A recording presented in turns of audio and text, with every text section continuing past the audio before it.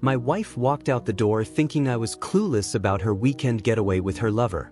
You know those picture-perfect lives you see in movies? I thought I had one. My name's Lucas. I'm 34, and for the past 8 years, I've been married to Emily, the kind of woman who seemed too good to be true. She was 32, sharp, beautiful, and a business owner of a boutique that had a steady stream of loyal customers. I'm an architect with a good reputation in Chicago. Together we lived in a stunning townhouse, had enviable vacations, and were the couple everyone looked up to at social gatherings. But perfection isn't just fragile. Sometimes it's fake. It started with a change I couldn't quite put my finger on. Emily had always been open about her life. Her phone left on the kitchen counter, her schedule easy to predict. But over the past few months, her phone was always face down, her notifications muted. She began coming home later than usual, citing boutique emergencies that never used to exist. And then there was the cologne. Subtle, expensive, and definitely not mine. At first I thought I was being paranoid. We all go through rough patches, right?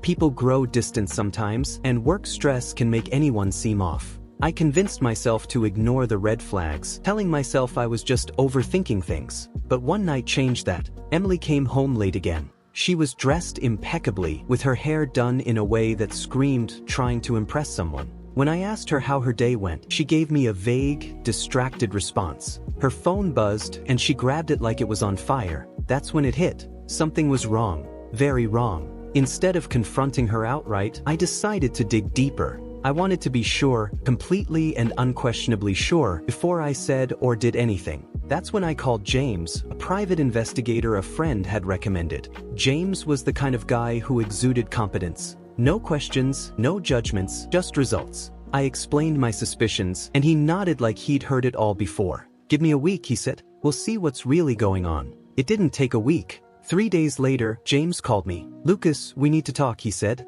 His tone was professional, but heavy, like he was bracing me for impact. "I've got what you're looking for." The next day, I sat in his office, staring at a screen as my worst fears played out in front of me. A video 42 minutes long. Emily with another man, laughing, touching, kissing. His name was Dylan, 37, a gym rat who called himself an entrepreneur but had no real job to speak of. The video left no room for doubt. Emily wasn't just cheating. She was deeply invested in this guy. The kind of investment that made you wonder how long it had been going on. I sat there in silence, letting the betrayal sink in. But instead of falling apart, I felt a strange clarity. I wasn't going to cry. I wasn't going to beg. And I definitely wasn't going to let this destroy me.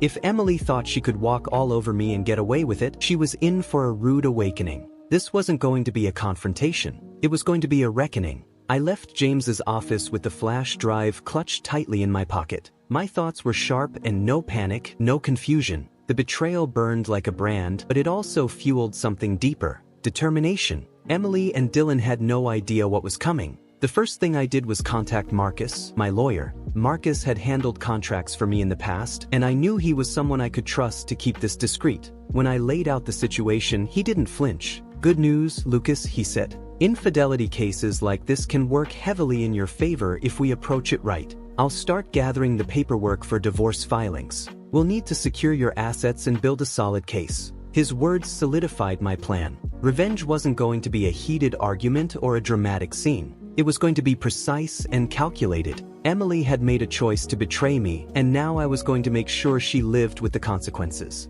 I spent the next week organizing my life as quietly as possible. Emily didn't notice anything. Why would she? She was still playing the role of the perfect wife, kissing me goodbye in the morning and texting me updates about her long days at the boutique. Meanwhile, I was moving assets. I rerouted my paycheck to a private account and began slowly withdrawing funds from our joint savings. Not enough to raise suspicion, but enough to ensure I wouldn't be blindsided later. Then I started looking into her finances. Emily had always been in charge of managing her boutique's accounts, so I hadn't paid much attention to her spending habits before. What I found made my blood boil. There were multiple unexplained transfers, thousands of dollars gone, sent to what looked like business accounts. But when I traced the names, it all led back to Dylan. He wasn't just her lover, he was a parasite. Emily had been funneling money from our shared accounts to support his so-called ventures. It was almost laughable. The guy was a fraud and she was too blind or too infatuated to see it. That only made my resolve stronger. But revenge wasn't just about money. I needed something that would make them both feel the weight of their actions.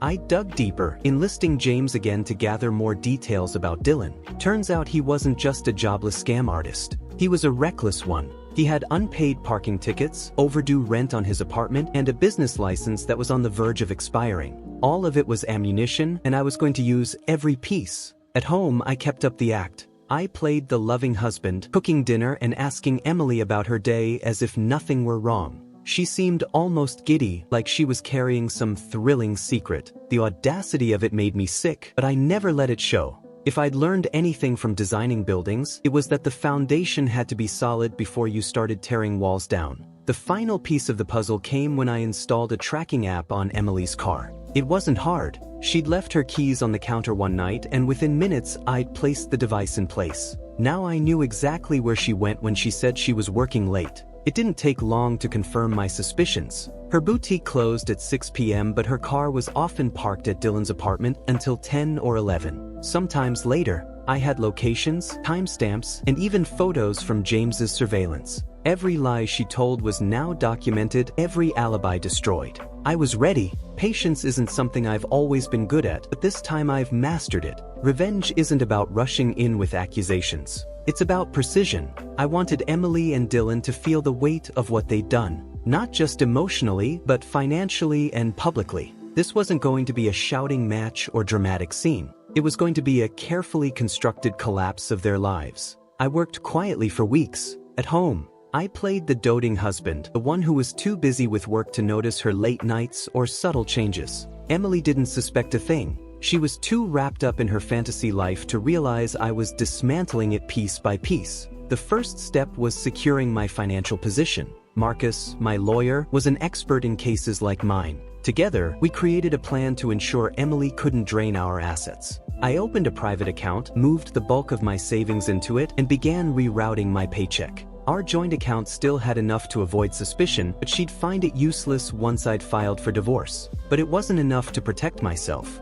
I wanted to expose her. That's where private investigator James came back into play. His initial video of Emily and Dylan was damning, but I needed more. If this were going to work, I'd have to prove her betrayal beyond any doubt. Over the next 2 weeks, James followed her movements, documenting every meeting, every lie, and every dollar she funneled into Dylan. What I found was worse than Emily wasn't just seeing Dylan, she was funding him. Thousands of dollars had disappeared from our joint accounts under the guise of business expenses. A closer look revealed that these funds went straight into Dylan's failing ventures. He wasn't just her lover, he was her dependent. The thought of her using our hard-earned money to support this fraud made my blood boil. But I didn't stop there. I wanted to hit Dylan where it hurt too. Through James's investigation, I'd uncovered a laundry list of his financial. He had unpaid debts, overdue rent, and a business license that was on the verge of expiring. His so-called entrepreneurial success was nothing more than poorly managed schemes. By the end of the 3rd week, I'd amassed a mountain of evidence.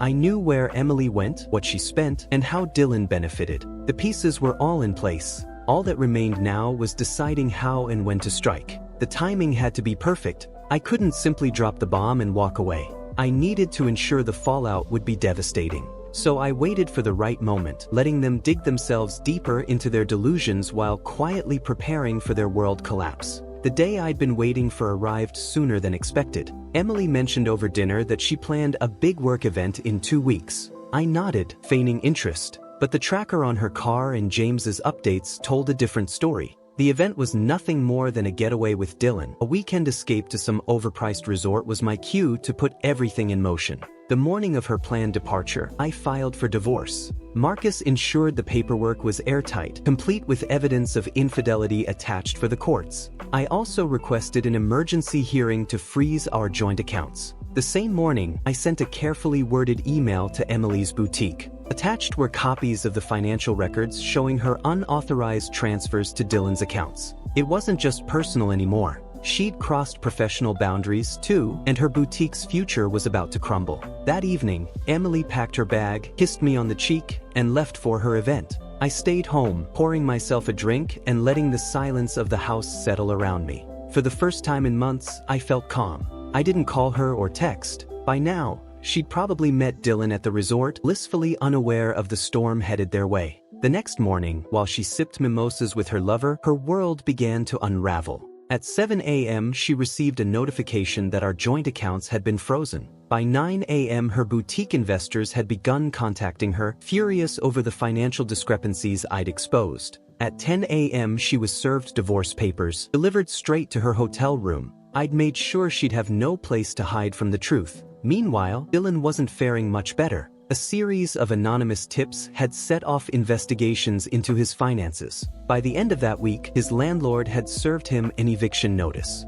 His business license was under review. Several of his creditors were aggressively pursuing him. He had no money, no stable income, and no way to escape the mess he'd created. I made sure of it. But the pièce de resistance came when Emily returned home, expecting to find some semblance of normalcy. Instead, she walked into a house that no longer felt like hers. I'd cleared out her belongings, boxing them up and leaving them in the garage. The dining table was set for two, but instead of a romantic dinner, there was a folder waiting for her containing every piece of evidence I'd collected. I was sitting in the living room when she arrived. She looked confused at first, then angry when she spotted the boxes. "What is this?" she demanded, her voice sharp. "Sit down," I said. My tone steady. Reluctantly, she did. I handed her the folder, and as she flipped through the pages, the color drained from her face. Photos of her with Dylan, financial records showing the transfers, screenshots of their messages. It was all there. "You thought I wouldn't notice," I said, keeping my voice calm. "But I did.